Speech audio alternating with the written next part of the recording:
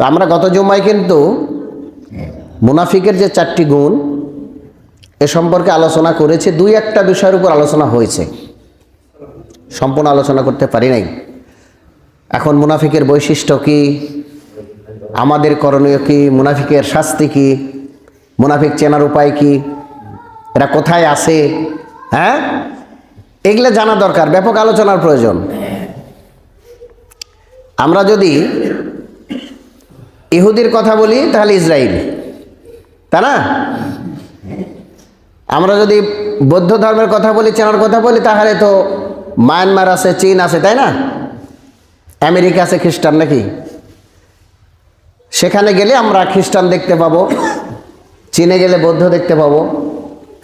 এমনকি আমরা যদি মুশরিক দেখতে চাই, আমাদের পার্শ্ববর্তী রাষ্ট্র মুশরিক, বুঝেন তো, মানে আল্লাহর সাথে যারা অংশীদার স্থাপন করে, এরা হলো মুশরিক। যারা মূর্তি পূজা করে, বিভিন্ন দেবদেবীর পূজা করে, যারা মনে করে যে কোটি কোটি দেবতা, হনুমান দেবতা, গাছ দেবতা, বাদুর দেবতা, পেঁচা দেবতা, হ্যাঁ, এবং এক এক দেবতার এক এক কাজ আছে না, ক্ষমতা, এরম মনে করেন। শিক্ষার দেবতা। তো যাই হোক, কিন্তু মুনাফিক কোথায় পাবো? আমি যেটা বলতে চাচ্ছি, আমার উদ্দেশ্য ওটা, যে সমস্ত জায়গায় গেলে তো আমরা এগুলো পাবো দেখতে, তাই না, চিনতে পারবো। কিন্তু মুনাফিক কোথায়? কোন দেশে গেলে মুনাফিক পাবো? হ্যাঁ, 92% লোক মুসলমান, তাই না বাংলাদেশে? তো মুনাফিক হচ্ছে মুসলমানের মধ্যেই আছে। হ্যাঁ, মুনাফিক কার মধ্যে আছে? মুসলমানের মধ্যেই আছে মুনাফিক।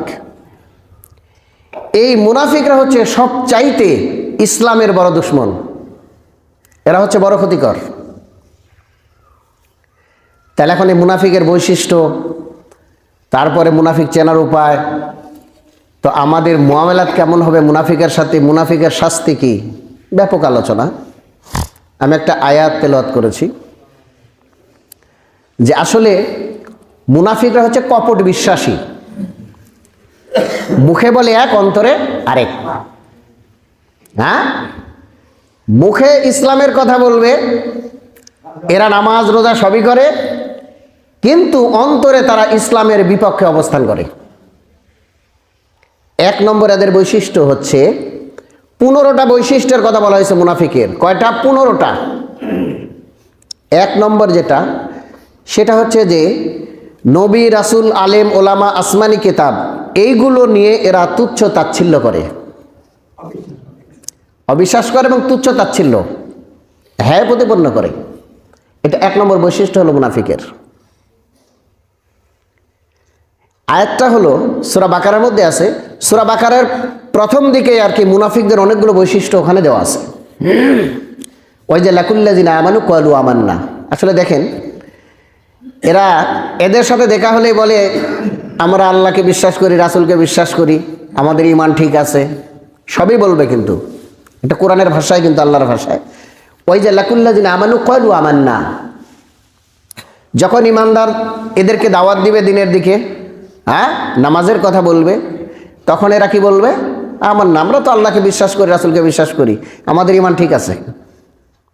হ্যাঁ, একথা বলবে, মুখে কিন্তু বললো, কিন্তু আসলে কি তাদের ভিতরের অন্তরে ঈমান ঠিক আছে কি?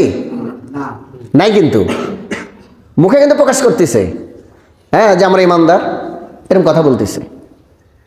তো ওই যে লাকুল্লাযিনা আমানু ক্বালু আমান্না, ওই যে খালাউ ইলা শায়াতিনিহিম ক্বালু ইন্না মাআকুম, কিন্তু এদের গ্রুপের সাথে, দলের সাথে যখন আবার মিলিত হয়ে যায়, তখন তারা বলে যে আরে আমরা তো তোমাদের সাথে আছি। দেখছেন বৈশিষ্ট্য? দেখেন, কারণ আলেম ওলামা, মোল্লা মুন্সি বিভিন্ন কথাবার্তা বলে তুচ্ছ তাচ্ছিল্য মনে করে, হ্যাঁ, কোরআনকে, হাদিসকে। এটা 1 নম্বর বৈশিষ্ট্য। 2 নম্বর বৈশিষ্ট্য হচ্ছে ইহসাবুনা কুল্লা সাইহাতিন আলাইহিম হুমুল আদুবু। 2 নম্বর হচ্ছে তারা প্রত্যেক হকের আওয়াজকে তাদের বিপক্ষে মনে করে। হক, কোরআনের আরেক নাম কিন্তু হক। কোরআনের অনেকগুলো নাম আছে। কোরআনের নাম আছে জেকের, কোরআনের নাম আছে হক। হ্যাঁ, কোরআনের নাম আছে ফুরকান, অনেকগুলো নাম আছে। হক মানে কি? সত্য। কোরআনের যতগুলো আয়াত আছে সবগুলো কি সত্য না? এবং শুধু তাই নয়, প্রত্যেকটা আয়াত পরিপূর্ণ বিধান সম্বলিত, একটা হুকুম, একটা আইন, প্রত্যেকটা আয়াত, অসম্পূর্ণ কোনো আয়াত নাই। কোরআনের যতগুলো আলোচনা আছে, যতগুলো আয়াত আছে, যতগুলো সূরা আছে, যতগুলো বিধান আছে, আইন আছে, সবগুলো পরিপূর্ণ এবং হক, সঠিক, সত্য। এই জন্য বলা হয়েছে সূরা মুনাফিকুনের মধ্যে মুনাফিকদের বৈশিষ্ট্য দেখেন। আপনি যদি কাফেরদের পরিচয় জানতে চান, সেটা কিন্তু সূরা কাফিরুন আছে।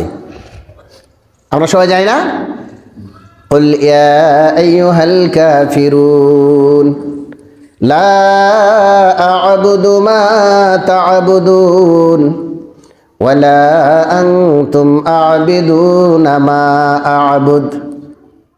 দেখেন, ওরা যার ইবাদত করে আমরা তার ইবাদত করি না। তাহলে কাফেরদের চেনার জন্য একটা সূরা কাফিরুন দিয়েছে, ঠিক না? যে কাফেররা যে মূর্তি পূজা করে, ঠিক আছে, আমরা কিন্তু তার ইবাদত করি না। যাই হোক, এই সূরার তাফসীর যদি করতে চাই অনেকক্ষণ সময় লাগবে, কাফের চেনা যাচ্ছে। তারপরে সূরা কাফিরুন, তারপরে সূরা মুনাফিকুন, 63 নম্বর সূরা আছে দেখেন, ওই সূরার নামই মুনাফিকুন। মুনাফিকদের বৈশিষ্ট্য দেওয়া আছে দেখেন। বলছি ইয়াহসাবুনা, তারা কি করে? ধারণা করে। ইয়াহসাবুনা কুল্লা সাইয়াতিন, যতগুলো হকের আওয়াজ আছে, কোরআনের যতগুলো বয়ান আছে, হকের আওয়াজ আছে, আলাইহিম, তারা মনে করে তাদের সব বিপক্ষে। আলোচনা শুরু করলেই মনে আমার বিপক্ষেই বলতেছে, যত এলার্জি, ঠিক না? এখন দেখা যায় যে মঞ্চে যা হুজুরে ওয়াজ করতে মানা করে দেয়, হ্যাঁ হুজুর ওয়াজ বন্ধ করেন, ডাইরেক্ট করে না, অনেক আমরা দেখছি, কিন্তু ইউটিউবে দেখলেই ডাইরেক্ট যা ওয়াজ বন্ধ করে দিচ্ছে। আর তুমি ওয়াজ বন্ধ করার কে? যে ওয়াজ করতে আল্লাহ তাআলা বলেছেন, হকের কথা বলতে, আল হক্কু মুররুন, সত্য কথা তিতো, ঠিক না? মানে মনে হয় আমার বিপক্ষে গেলেই তো খারাপ লাগতেছে, তিতো লাগে, ঠিক না? হ্যাঁ, এই দেখেন ওই মুনাফিকুনের